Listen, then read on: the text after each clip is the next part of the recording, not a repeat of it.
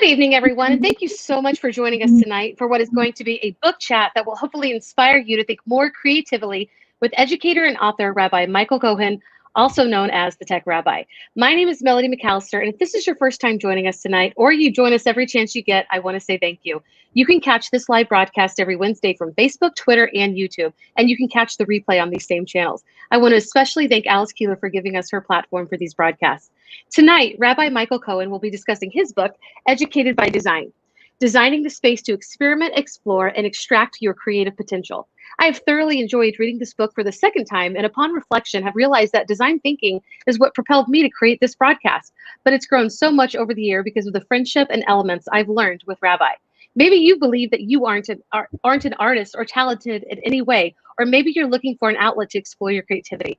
Wherever you are, Rabbi Cohen's message is that creativity is a mindset, and it's okay to break the rules, so please stick around. Rabbi, it's so great to have you here tonight. You are doing so much, so I appreciate you taking the time to join me and then share the incredible message of your book. How are you, and can you tell us a little bit about your background? Yes. Wow. Well, first of all, just big shout out to you. I always enjoy the conversations that you foster and nurture. You are the ultimate live streaming MC. As far as Thank you. No, it's true, and I know this is going to be exciting. My journey in education right now is reaching its 12th year, and I think that one of the things that makes me unique, not necessarily as myself, but as a type of journey as an educator, that there are many others that have this type of journey as well, is that we didn't think we were going to become educators. We thought we were going to become something else, and the greater cosmic journey drove us towards teaching because we love helping people. We love nurturing people, lifting them up, watching them grow and really build skills. And for me, I just thought I was helping the next generation of designers be better designers. And that propelled me into a whole new world of teaching and education technology and education leadership. And I think that now I'm at a point where I have finally figured out over the past few years how to merge all the things that I do, whether it was, being an entrepreneur, launching a design company, being a designer, a creator, and really looking at ways to be creative that aren't necessarily making stuff, making music, making art, making an amazing cuisine, but that there's other ways to express creativity. So I wrote a book about it, and super blessed to be able to share the book, share insights into creativity. But I think hopefully by the end of this live stream or the rewatch that others might check it out later, everyone will feel like, oh, wow, I've been creative the whole time and I didn't realize it. I love that. And I think it's interesting that you really didn't start out in education. You were already in the kind of corporate world, but you chose to put your talents where you could feed into the next generations. And I think that is very commendable. And we're so blessed to have your talents. And I ask I've been trying to ask all of the authors that are visiting a little bit more about the actual writing process. And I wanted to start our conversation with this, but when you chose the title Educated by Design, why was it what design? You kind of led into this a little bit, but why did you choose this title? So the title was literally the hardest part of the process because it's really the deciding factor. If anyone is going to open the book and then be like, oh yeah, this is good information. I'm engaged. I'm going to keep reading. And I went through a number of different iterations of it. What I realized is that when I think of the word design, I think of strategy. I think of being purposeful and thoughtful and intentional. And I really see my own journey and what I want for my own students. And then, of course, the teachers that I support on a local and global level is that we need to look at ways that we can ourselves be educated and that we can educate in a more intentional, meaningful, and purposeful way. And that's not to say, God forbid, that there are educators that aren't doing that. But I think many times as educators, we are forced to cover curriculum to teach to the test, not because that's what we love. That's not what sparked our passion and desire to become educators. But sometimes we're stuck in that reality, and there are ways to address that and really bring new types of experiences into our classroom. For sure. And you write a lot about how, kids go into kindergarten and they fall in love with learning, but then once they go into first grade, it's like, sorry, it's business time. I mean, we do. I mean, we have a system that kind of cuts down on creation. So, yeah.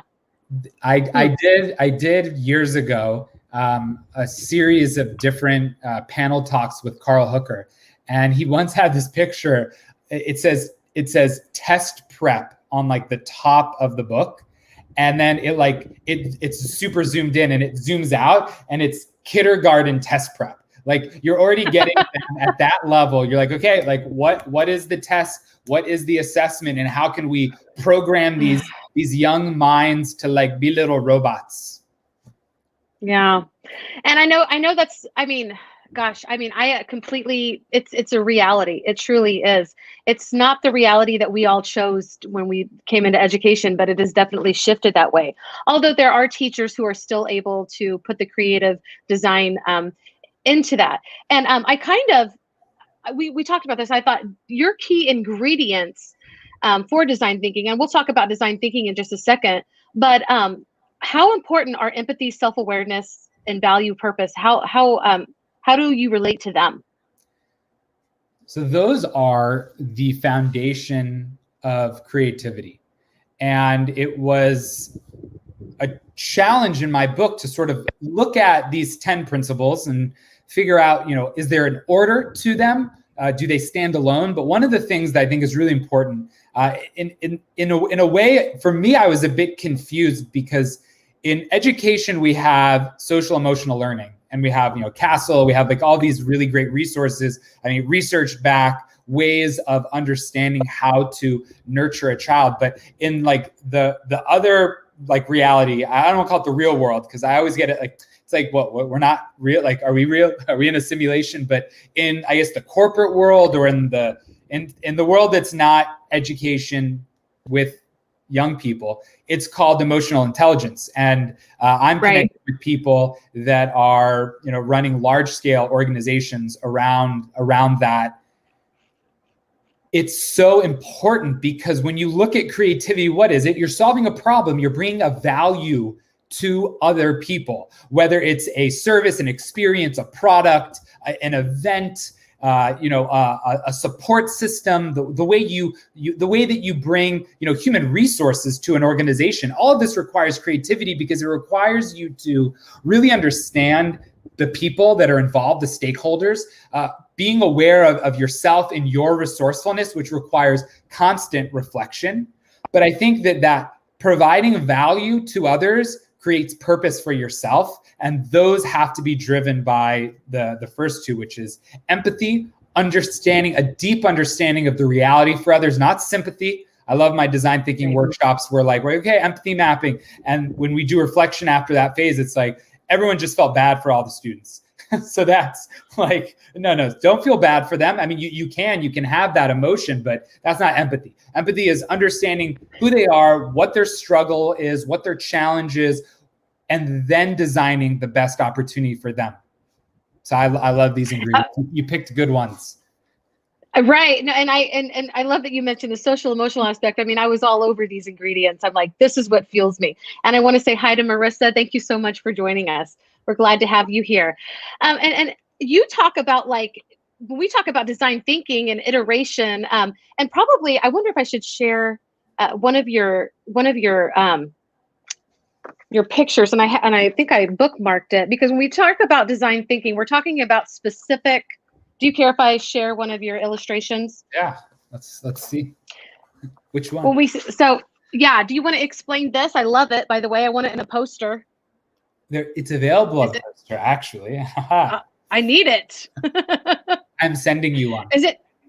Oh my gosh, thank you. Can you see it clearly? Because I can't see the screen. It's super good. So design thinking was created by Stanford in partnership with an organization called IDEO. And those individuals were really the founding members of the Stanford D School, Design School, D School. And what drives design thinking in its pure form is product. It's about making something to help other people.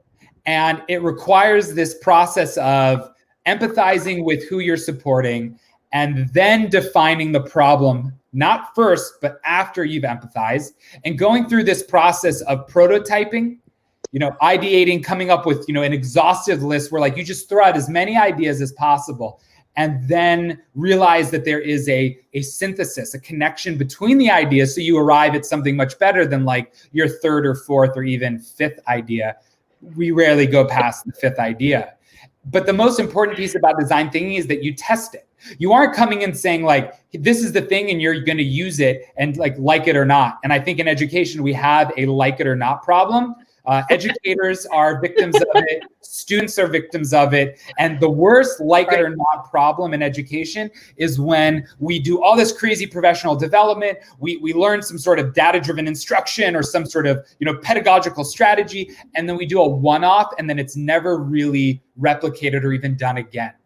And that's unfortunate. And the reason for that is that we didn't involve stakeholders in the conversation, the people that are going to be impacted by it. We didn't test it. We're saying, deal with it. What you see is what you get. And I think that the design thinking process also can be not just product driven, but it can be service and experience driven.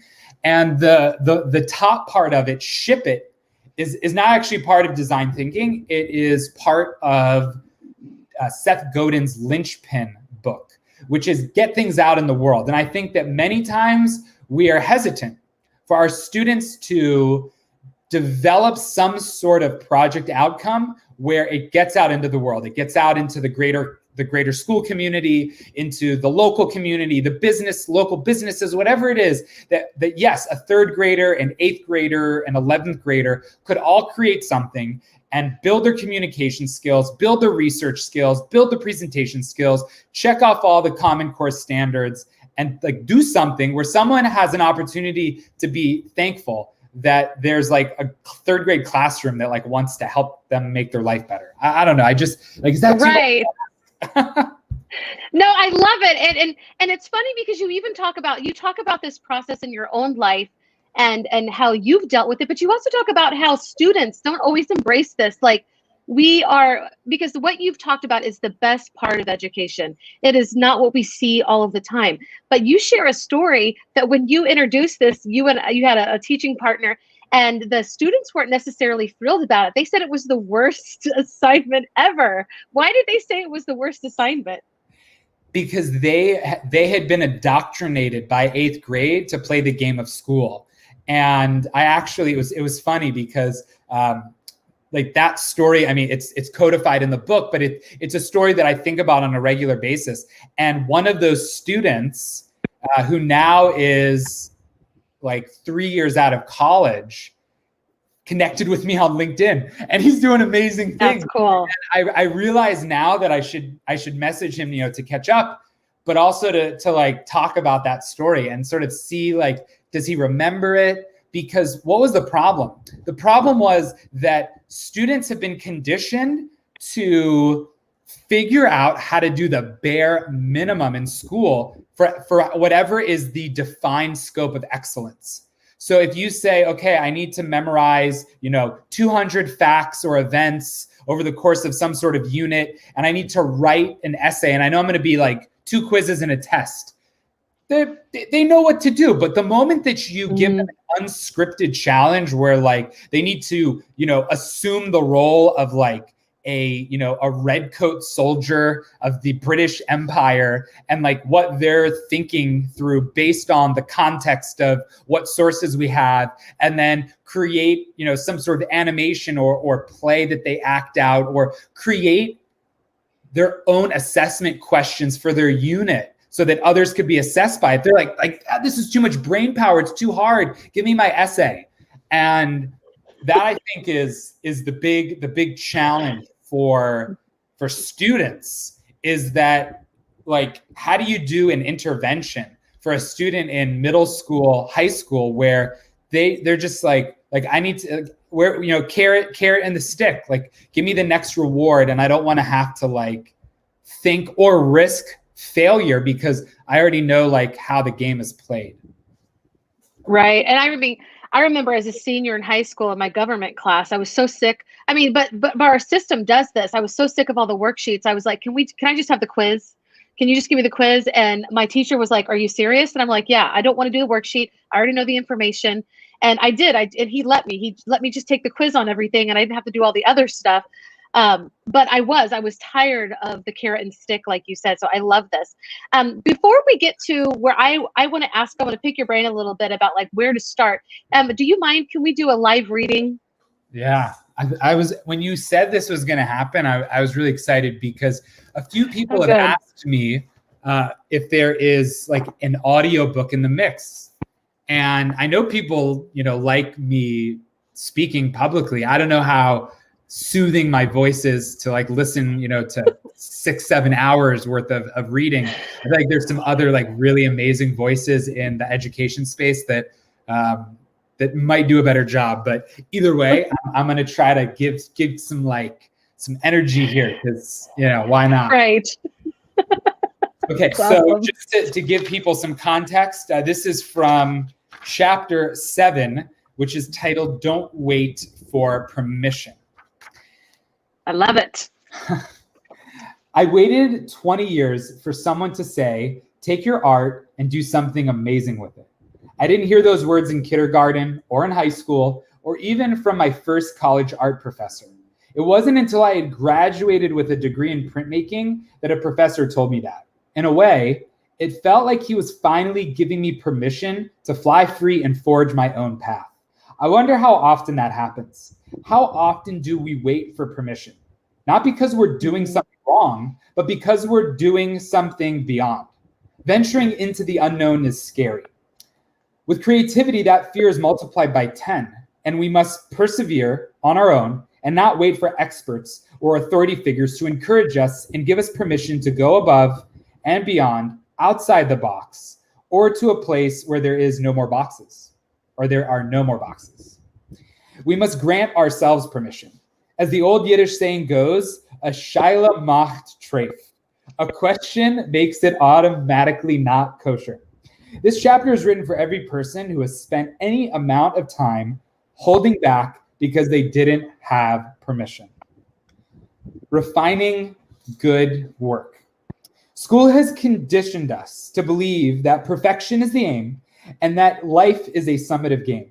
A perfect score, whether it's an A+, a 4, or a 1600, is an indicator of our success or a lack thereof for the first 12 to 16 years of our lives.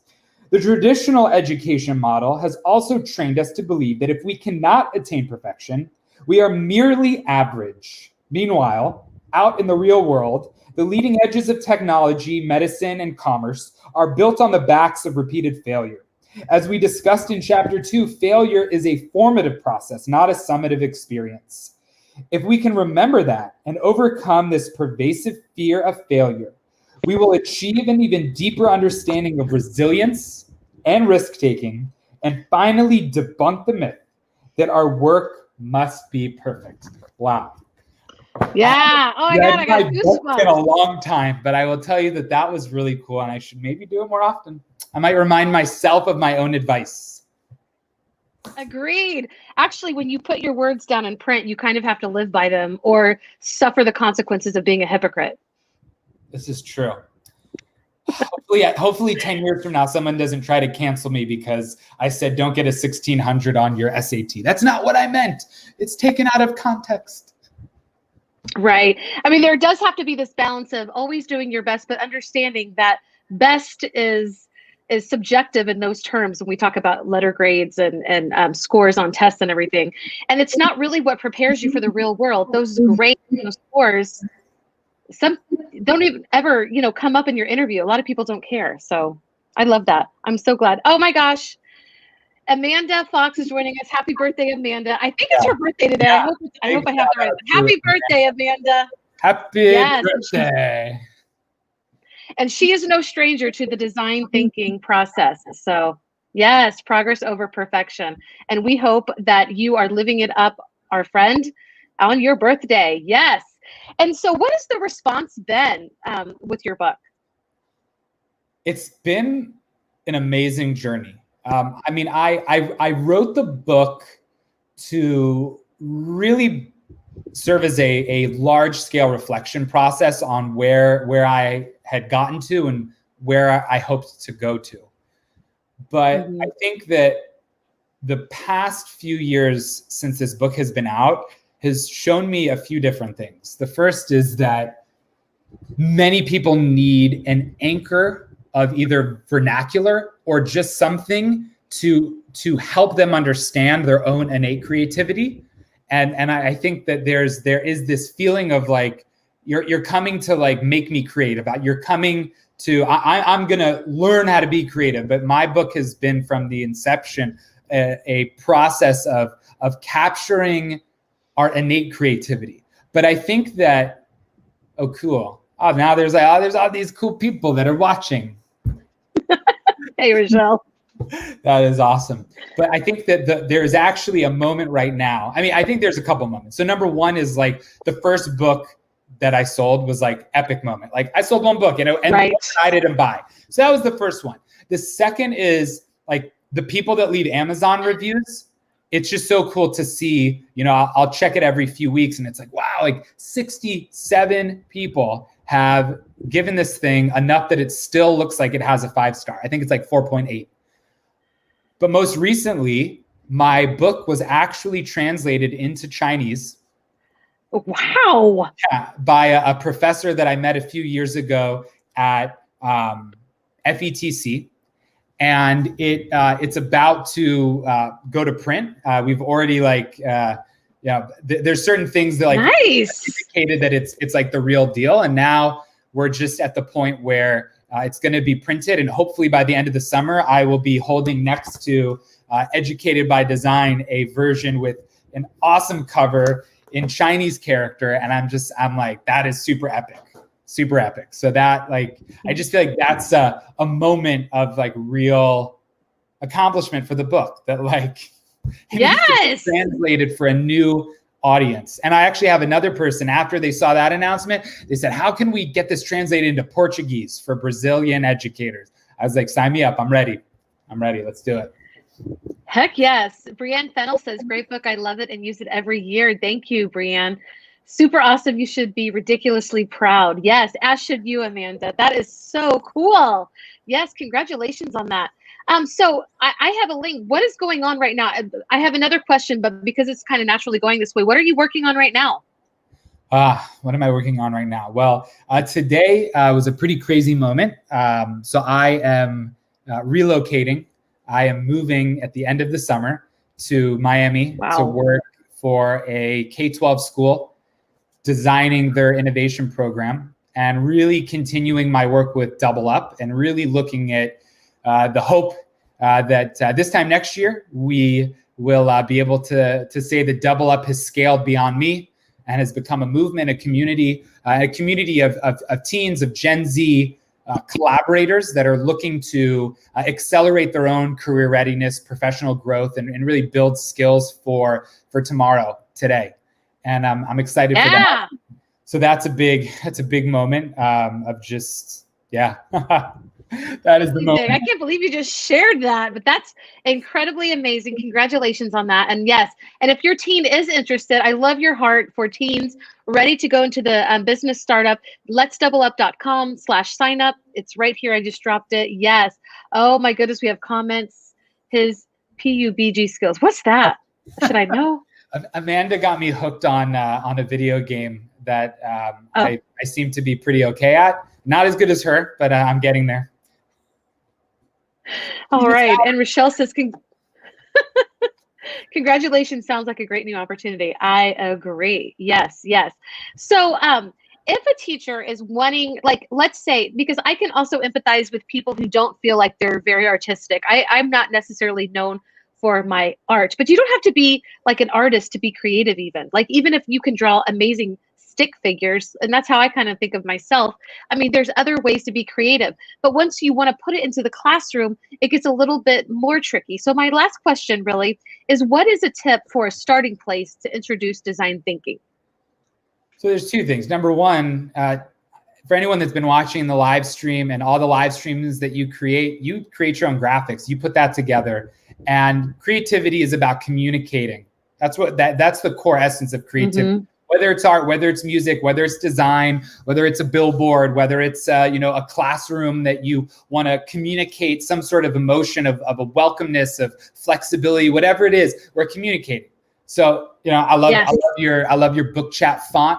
I like that you know how to pop out the white background of images so that it looks nice there and it's not just like an awkward white square that's taking up space. So kudos to you and all of your creative design communication when you do these types of things on social for your live stream. So that's number one, right? Number two is, I think with design thinking, there's a couple different things. Just to start is helping your students build their empathy skills. And I have different resources on that you can stumble upon on social. My DMs are open on Twitter. You can message me and say, hey, I saw you on the live stream. Like, where's that empathy map? And I'll send you the link. But the empathy map is important for you to be more informed of the empathetic relationship you have with your students this fall, but also to teach and build those empathy skills for your students, to create, a culture of kindness, of sensitivity, of understanding, but also just of like better collaborative output.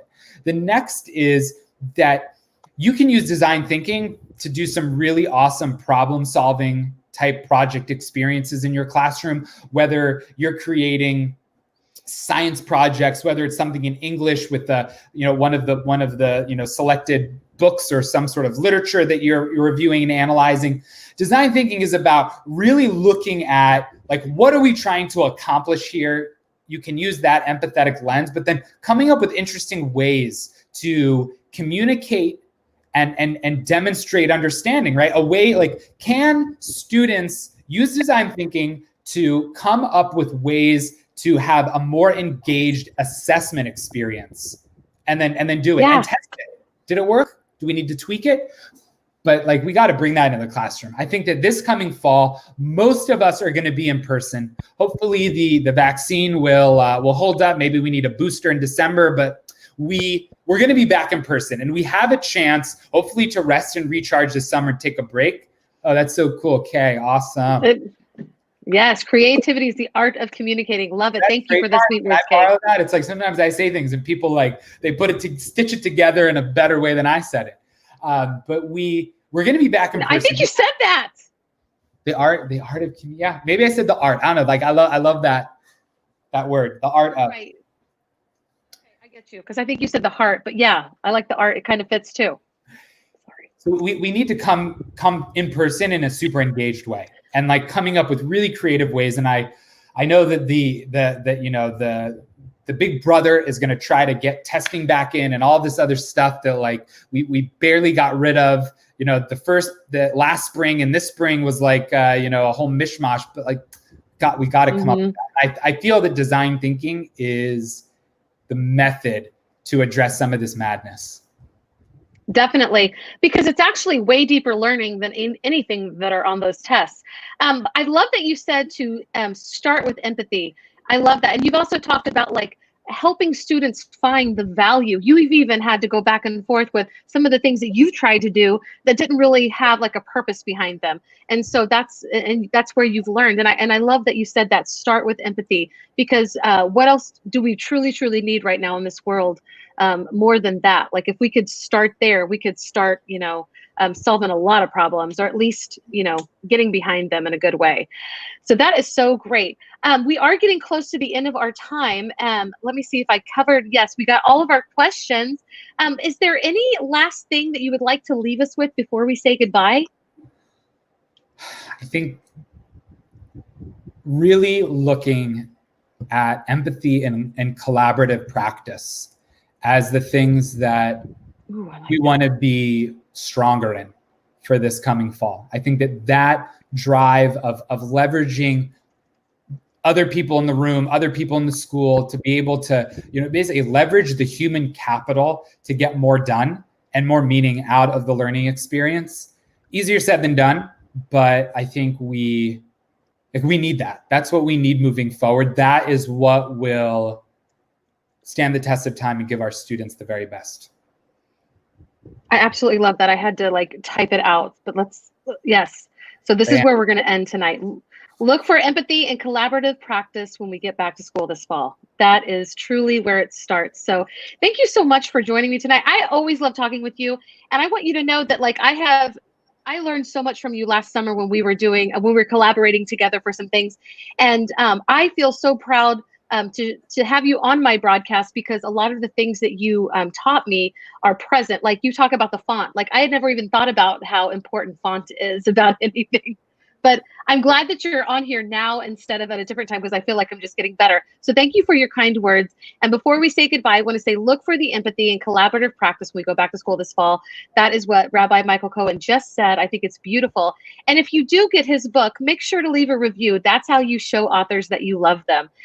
So we appreciate you joining in. Next week, I have Dr. Amy Fast, so please join in too.